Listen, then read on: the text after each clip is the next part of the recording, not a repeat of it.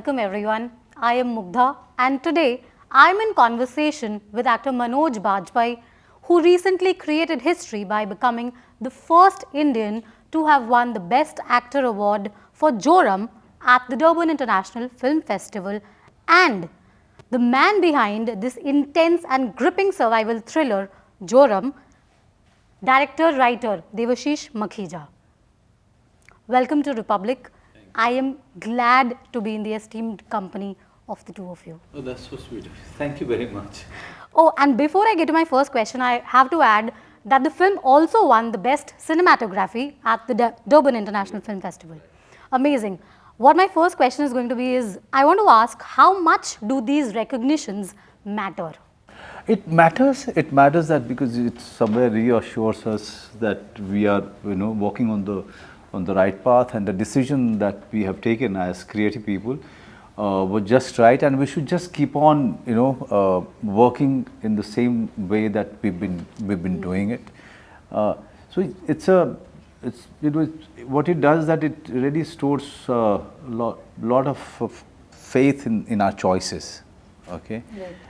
Not that it makes us stubborn, but yeah, it kind of you feel that you've been choosing right, and just keep doing that. There's a sense of validation?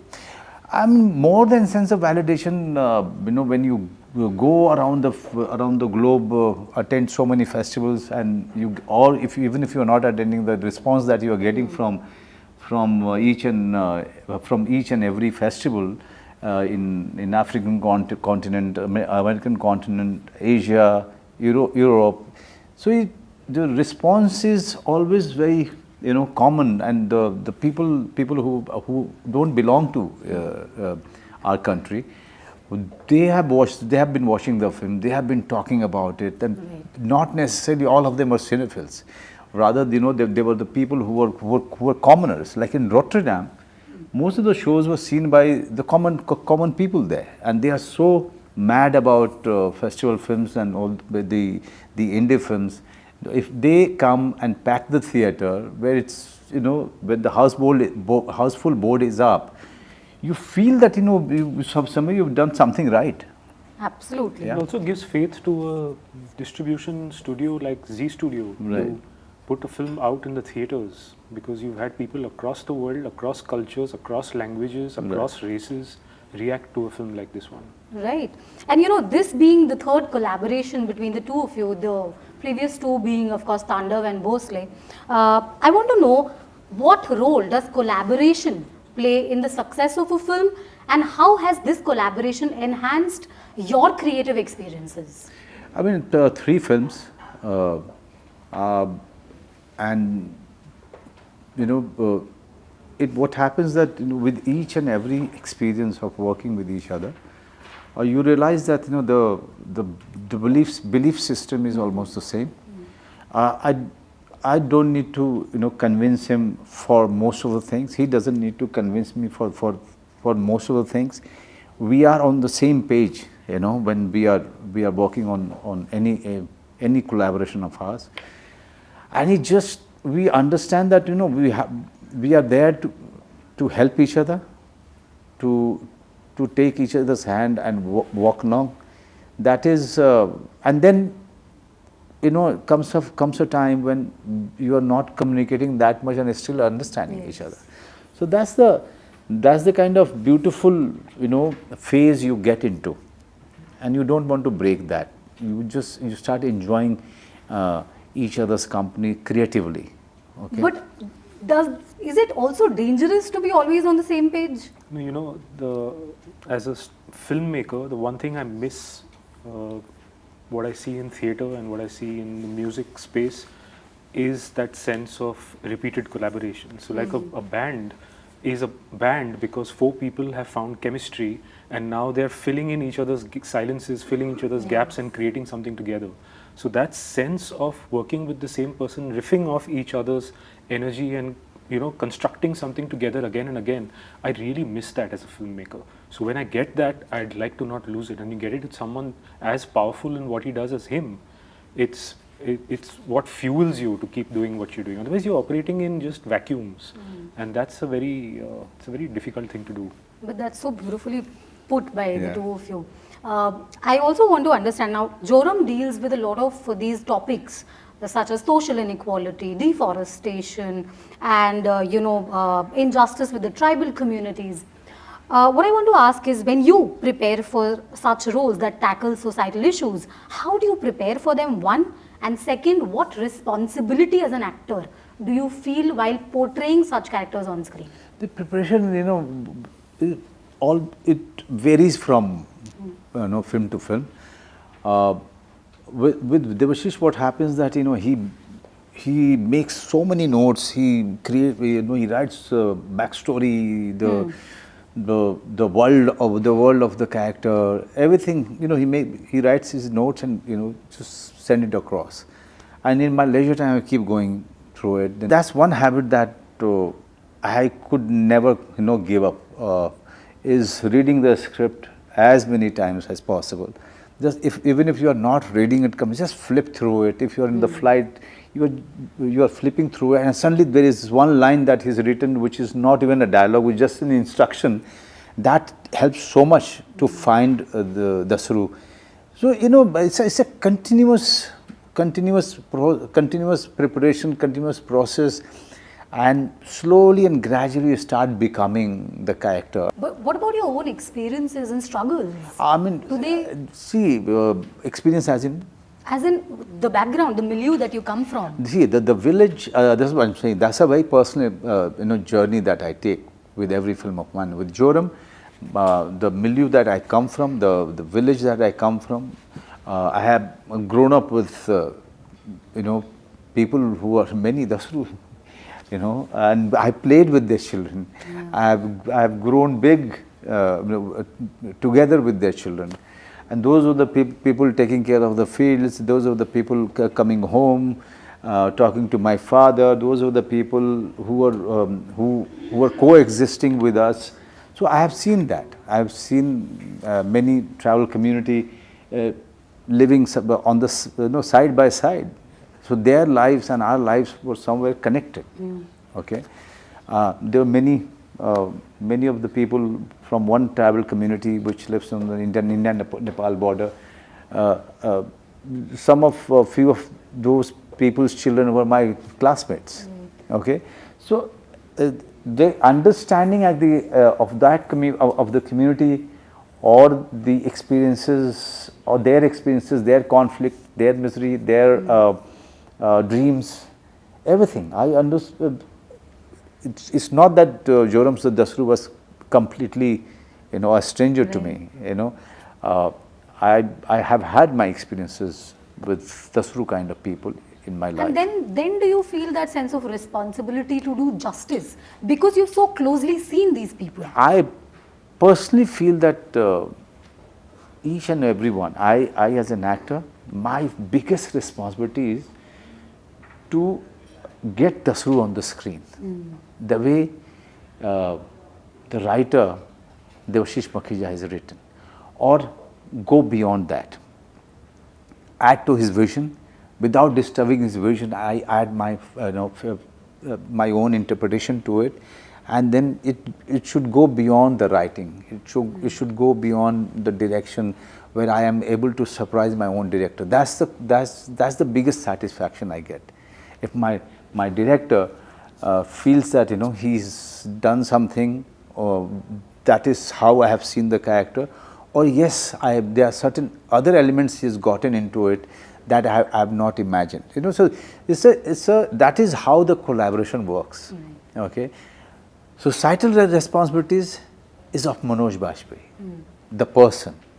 The actor's responsibility is to really collaborate with the director in a very healthy and a very fruitful way. Right. Devashish, I want to ask you, so the story is about this migrant worker who's from the interiors of Jharkhand. He's a reformed Maoist who wants to do better for his daughter, but the system does not allow it. What I want to ask is, how important do you think these topics are? Like, how important do you think as a filmmaker you should bring up these topics as a mainstream discourse, national discourse? You know, until the day when what we understand as the mainstream, us privileged people sitting in cities and you living this unsustainable life, until the day we stop seeing these things as topics, I think these stories have to be told again and again and again. I feel sometimes very guilty carrying the burden of representing a tribal narrative because I'm not a tribal, but I just feel helpless in the face of having to do it because we don't think about the people paying the price for our development enough.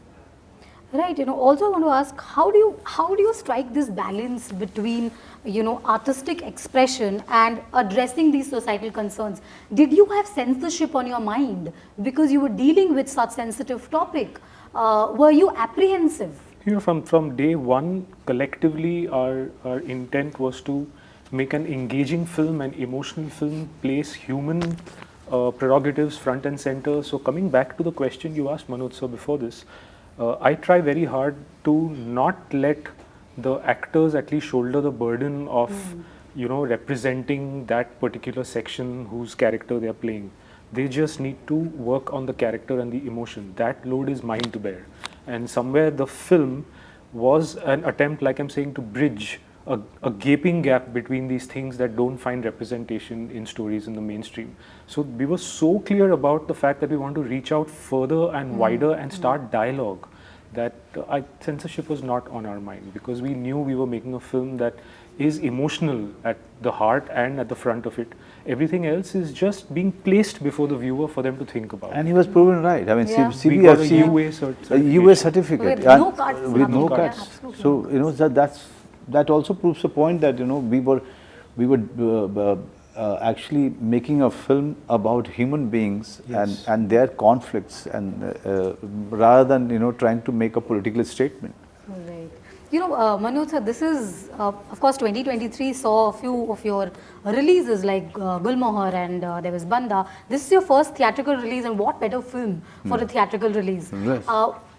Can you share your perspective on the growing presence of streaming platforms? It's so great, actually. It's what it has done, that it has created so many job opportunities in industries. I mean, film industry alone didn't have that much of a capacity to consume or give work to so many talented people from each and every department. Now, thanks to OTT, because of OTT today, every second person in the industry who's capable is busy somewhere or the other, doing something really fruitful, something that they always wanted to be part of. And it has become very difficult, I must tell you. It has become very difficult to get dates of those people. If you really have a wish list, suppose you want to take Zishan Ayub, it is really impossible to get his dates, because I couldn't get a first AD for 4 months of prep because they were so busy. They were so busy. So cinematographers. So it has completely changed the demography today, and it democratized the whole industry. And you can call someone a big star on one Friday, but suddenly after 2 Fridays there is someone else and whose performances is being talked about, which is just streaming on OTT platform. Yes. So these people, all OTT platform, what it has done, that since they don't give out the data as to how many people have viewed But now that has become a game. There are so many 2 million views, and that's again become a rat But race. that's not true, because none of the OTT platforms give out the viewing numbers, not at all. So all those apps, all those websites who are doing this, it's based on their own sample surveys. How true it is? Is anybody's guess. Is everybody's guess. Okay, so it is what I'm trying to tell you, that if Pankaj Tripathi has given a superlative performance in one series, or Jaideep has given an amazing performance in some other OTT film, everybody is talking about it. Everybody wants to see that work of theirs. Okay, so that has become much more important than these many people have watched your work, or that has become secondary now. So the work is becoming far more superior than the numbers. Right. I have last two questions to ask you. As members of the film fraternity, as people who are deeply involved in the creative process, how do you see AI impacting the creative process? Wow, I mean, at least I've been trying not to think about it. When it comes, it will come, and we'll figure. Because a few years back, VR was a very big thing, and people were thinking that VR will take over the cinema scape, and we will not watch films in theaters. Here we are, 3 years since VR was threatening to take over. We are making the same films we made before. We are coming back to theaters. We weren't in theaters for a while. Where is VR? I don't know. I think that there's a certain experience you have of not just consuming artistic cinema, but making it. That making of the cinema is what reflects in the cinema that gets made and consumed. I don't know if that will get replaced that easily, but I'm not thinking about AI right now. Manoj sir, how do you see this? Some say that it's going to impact the traditional acting process. He said everything. I mean, there's no point thinking about it. But yes, what Hollywood Writers Association has done, and the Artist Association and their SAG, and their protest, they foresaw a problem, and they corrected it immediately. Okay, so this is what we'll have to do when the time comes. India is a very different country.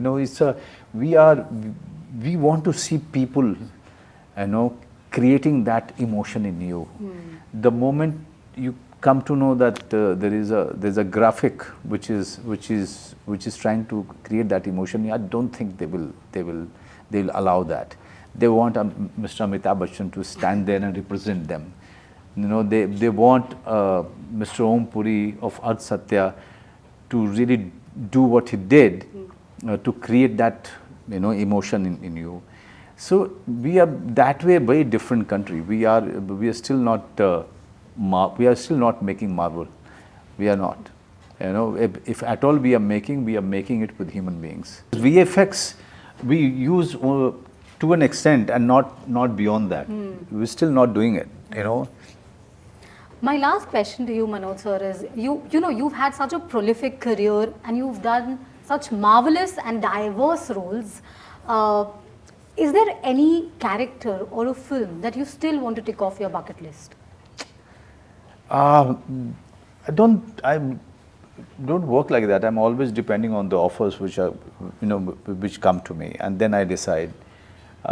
Yes, you're right. I'm always looking for something very new, a new world which is a part of the story, a new character who is inhabiting that world.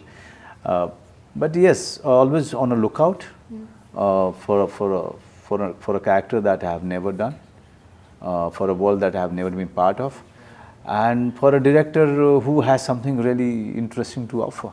Right. And my last question to you, will you be considering Joram for an Oscar submission?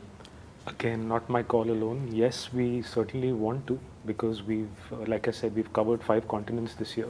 So that means that the world audience has understood and appreciated our film. So we definitely want to. Definitely. We would like to, and even the studio is talking about it. Yeah. We'll do everything possible which is in our capacity. That's amazing to hear, and all the very best. I hope this is submitted for an Oscar, and we are rooting for all of you. Yeah, just put those vibes out. Absolutely, manifesting it already. We are rooting for all of you for the film, and all the very best.